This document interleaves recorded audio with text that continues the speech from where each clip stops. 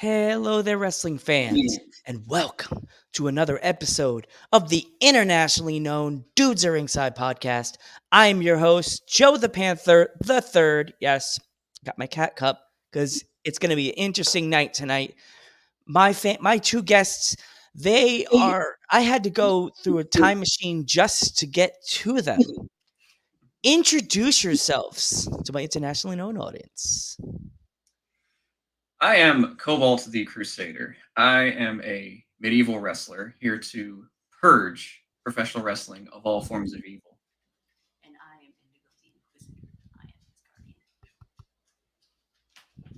his guardian. Awesome, guys. So, um, how did you guys get your start in the wrestling business? Wrestling is always something that I've wanted to do. I grew up watching professional wrestling. Honestly, I always had that. When you're a kid, you fantasize about doing professional wrestling, but for me, it was never in the cards, either through health issues or financial issues. But one day, I just woke up and said, "I'm not getting any younger." So I just talked to her about it. She said, "Let's go do it then." She just supported me into going into professional wrestling training. I found a school that worked well for me. Just started going. Literally, just walked in the door, handed them $100, and said, "I want to train today." So, you two have always been working together. Like, have you ever thought of like having her go into a match and have you trade for like the Freebird style? Have her do the match for you and have you manage her? We have actually, but she's still in the process of training to be professional. She's mainly a valet at the moment. That's okay. That's that's a start. It's being a manager in wrestling. It could lead to all kinds of things. So, where have you guys thought of like going to within the country or the world to wrestle? Japan. Oh, I can't hear her response. Okay. Japan. Oh, move the microphone over toward her. I guess I can't really hear it. Sure. Hang on a second. Sorry about that. We got like one of these blue Yetis. Okay. How's that? Say something. I've been interested in Japanese wrestling, to be honest. Oh wow. So like what kind of what Japanese wrestlers really like got you interested in this big world of professional wrestling? I believe her name was Mayumi. Oh, okay.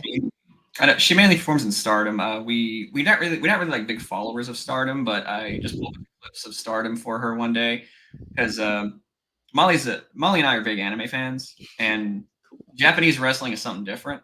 So I was just showing her that there's an all-female organization in Japan, Stardom.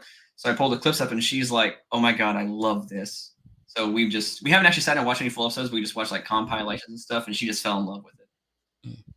There's a promotion in Las Vegas called UWW. I don't know if you're familiar with them.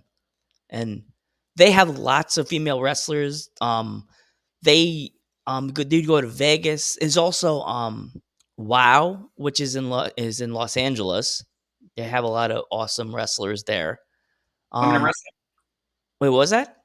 Women of wrestling. Yes, Yeah, yes. we're familiar with them. We've never actually done anything for them, obviously. I mean, despite the hair, I am biologically male. Uh, Imagine they're like, "Hey, we want you," and you're like, "Well, there's a problem." there's a problem. I know I'm a bit of a pretty boy, but that's the word boy is there. But They I may think once Molly gets trained and stuff like that, and she does well, I do think they're going to want to get her because I mean she's a gorgeous woman. Number one, she's a lovely person. I mean, I've been with her for 5 years, so I'll sing her praises to anybody who'll listen. And I know for a fact that she has the drive too. She's very soft spoken. That's why she's kind of shy on cameras and stuff. Yeah, a lot of this is still pretty new to me. So just being on camera in general.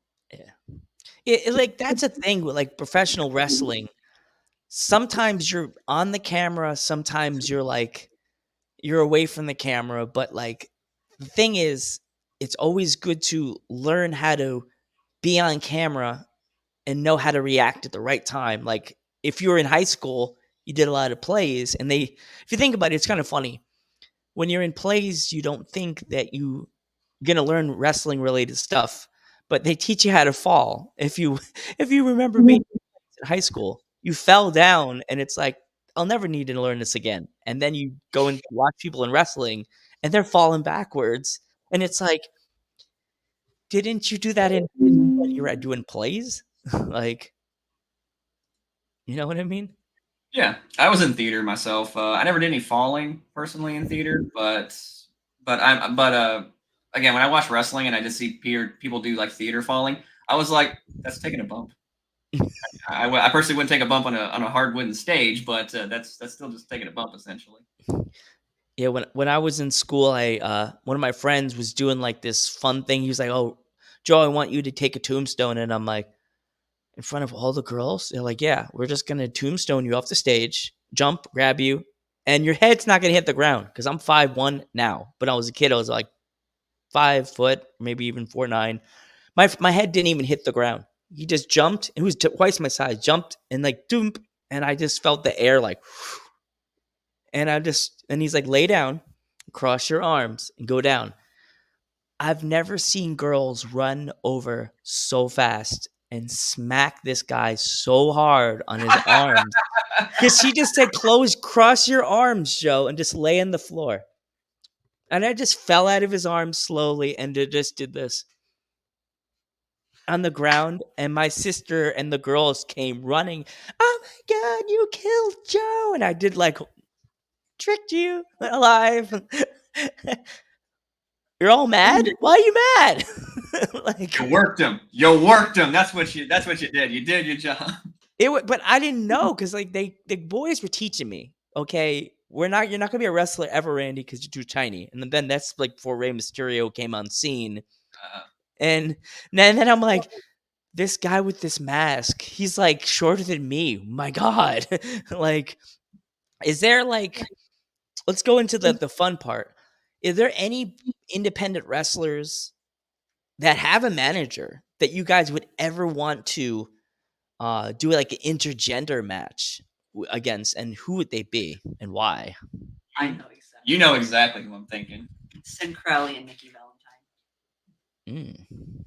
Yeah, we love them as people. They have the coolest gimmicks. You know, if you've never I seen love their promo stuff is amazing. We want to do like cinematic stuff like they do. Um, we haven't been lucky enough to perform in the same show as them yet, but we have been backstage with them at All Star Entertainment. Um, lovely people. Yeah, lovely people. They're phenomenal individuals backstage, and we're gonna be pushing hard for them. The main place, interesting enough, the main place we actually get work at, according to Sin, is a place called BWA in Eden, North Carolina. Sin is actually the cousin of the owner of BWA. So there's always the possibility and probability that Sin may be coming over to BWA one of these days and doing a program with us, which I would push for very hard because I would love that. I think our gimmicks would contrast just good. You know, if you ever seen Sin Crowley, he has like he wears like all black. He does the corpse paint, and Nikki Valentine, she does like the half corpse paint and stuff. Oh my God, I know Nikki Valentine and Sin. They were supposed to come on the podcast, and I seen Sin took Mickey took a fireball, and yeah, that's that's the program they're working with Avarice over in Pure Pro, I believe it is. I think it was Pure Pro. Yeah, we've been looking to get on over there actually, but I haven't had a chance to message them. Say, Nikki, hey, I hope you're okay. I do want to have you on the podcast. I just hope you're feeling better. Ow. I hope she's feeling fine. I'm sure she's fine. They turned into a whole gimmick where she actually put tape like over her side of her face and where there's nun attire, and they did this amazing promo, and I'm over here like going, oh my God, it's so cool that we know these people. It's amazing. We were talking for a while. Like, I'm like, I thought we were going to do it. And then I guess something happened. And I think she's like, I can't do it, blah, blah, blah. And I'm like, okay. And then I see why. I seen her picture change like days later. And I was like, I will say this. They are always busy on weekends and stuff. Like, I think they're booked like every single Saturday. So that's probably why they do that. We tried talking to them about actually just hanging out sometime just outside of wrestling. They're like, we're pretty much booked every single weekend. And I get it, Like, yeah. Sin is a great worker, great hand in the ring, and he has a cool character that gets over everywhere he goes. So he's going to be a draw. So of course people are going to want to book Sin Crowley. People would just go up to see these shows just to see Sin and Nikki. So of course they're going to be really busy. But that's one reason why we really want to work with him one of these days, because I know the fact that he's seen my body work. He said that I have some talent. I'm not the world's greatest worker. I'm not going to put myself out there and say, yeah, I can have a 5-star match class. Like, I ain't that level. But not yet. I hope to get there one day. But Sin has said that I have some talent, and I did pitch the like program with him already. He goes, yeah, the story writes itself. You're this duo who have this light based sort of like holy warrior gimmick and stuff, and me and Nikki were these dark characters. It's like you don't even have to do a whole lot. Just book the match. The promos will write themselves to be the easiest feud you could possibly get out there. And I'm just thinking, perfect. It's exactly what we created these characters for in the first place. Yeah. So is there like where can my fans? No, here we go. Before we go to the end of the interview, if there was one place, actually, know what? Do you guys have any stories for when you travel to show to show? Stories. Unfortunately, no. We're unfortunately kind of like lone wolves whenever we travel. We just basically just travel with each other. So we don't really have a whole lot of stories other than, the usual stuff like, really bad drivers and stuff that you just encounter. One guy about ran us off the road once. He cut in front of us, had a trailer, and then and then stopped on the side of the road like a few seconds later. I'm like, what do you get in front of me for then, dude? Oh, wow. Other than stuff like that, but nothing too wild and too out there. Mainly when it comes to just overall road trip stories, we haven't been able to branch out too far. We mainly get work in Virginia, North Carolina, with hopes of branching into South Carolina. We just recently got an offer to perform in South Carolina. Just gotta work on the logistics of that because it's a bit of a drive for us. We're getting some. We've been invited to perform in Tennessee and some shows in West Virginia and stuff. We are looking to do that as well, but we haven't been able to discuss those dates yet. We'll talk to people about that tomorrow, by the way. So I'm happy that we're getting offers and stuff. It says to me that we're doing something right in professional wrestling, which is for one thing that I was hyper worried about that I wasn't going to be doing well, that nobody was going to want to. You have a cat mug. I have an actual cat. Yeah. Oh, my twin sister Sassy has. You would. Oh my God, you guys would like never want to leave Sassy's house. She has like 4 cats. We just have the one, and we're looking to adopt another one sometime because we're away from shows all the time, and we just leave our cat Nightshade here just by herself. Oh my God, Sassy's gonna be jealous. But her cats have cool names too. Sassy has Gypsy, Houdini, and 3. She has Kitty, Gypsy, Houdini, and Kitty. We're talking to somebody right now about adopting a black kitten and stuff. He's really little. He's about 5, 6 weeks old at this point. Yeah, we wanted we said if we were going to adopt a cat, it was going to be a black cat who's male or a British Shorthair. And we found a black cat. We were just kind of thinking about adopting him. We were going to name him Wraith. Wait, what? What do you name him? Wraith. Aw. Yeah, a little goth kitty name because our cat Nightshade, she's a little goth name. She's a little tuxedo. That's great. great. You want these people on the podcast? He's like, no pictures, please. She is a bit camera shy sometimes. If my fans, actually, you know what? Before we go, is there like a certain food you guys eat like before a show? And if that is, what kind of food is like your favorite food to go after before a show, like dinner before a show or lunch? Most of the time we just eat depending on how fast we get out the door to the show. She's on camera a little bit. Almost. I saw her jump. There she is. Most of the time, though, we are eating chicken thighs and rice. Ooh, healthy food. Yeah, so, we're pretty strict on our diets and stuff. I mean, it's how you build muscle. Yeah, got to get that gun show. Yeah. So, if my fans would like to follow you both on social media, how can they find you? On Instagram and on Facebook.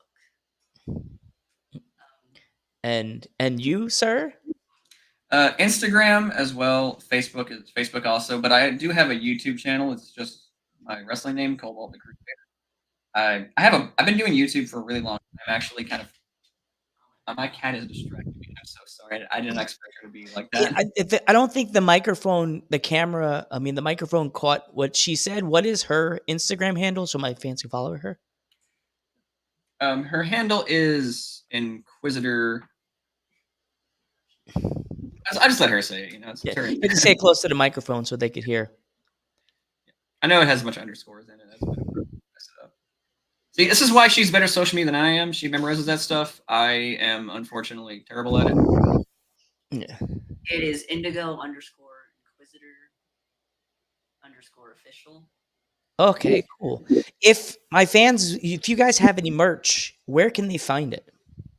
We don't have merch yet, but I am in the process. Actually, just the other day, we finalized a design for a T-shirt that Ooh. we are going to be putting into production. You can visit my Instagram page, Crusader Cobalt Official. Just always one word, no underscores or anything. And literally, one of the first posts is about reaching out, messaging me directly for a pre-order. I'm still trying to figure out like how much it's going to be and stuff. I'm shooting for a $25 price point. I'm hoping if I can get it a little bit cheaper, I would love to get it around $20. To be honest, I never like overpricing things. I did not want to have a $25 price point, but I'm just doing some basic math, and it seems like that's the only way I can turn kind of like do more than just break even on t-shirts. Before we go, with it being Thankful for Wrestling Month, what are you two thankful for wrestling? Can I be cheesy? What was that? Can I be cheesy? Oh yeah, go for it. For giving us not just something to do on weekends, but it also gave us family. It gave us people that we have come to know very intimately, very personally. It's given us a place that we feel like we belong. See, we're kind of very isolated people, unfortunately, and especially after COVID hit, we didn't get out much, and a lot of my friends are always like tied up in their own stuff, and I would love to, my local friends anyway. I would love to just go out and play D&D with them, but they often play on days that I have to work. So basically, before wrestling, all of our days were spent just kind of stuck in an apartment complex, just doing nothing and just kind of going stir crazy. Wrestling gave us a way to go out, meet And people, to travel, to meet people, to make friends, to make memories and stuff. And it's been a godsend to not just our overall like relationship, but it's also been a godsend to just our health, our mentally, physically. It's given us something to do and a place of belonging. Awesome. I want to thank you guys so much for coming on the podcast. It really means a lot to me for have you guys end Thankful for Wrestling Month. And I want to wish you both nothing but the best of luck. And I'm going to say congratulations to you on getting your diploma for graduating from the school.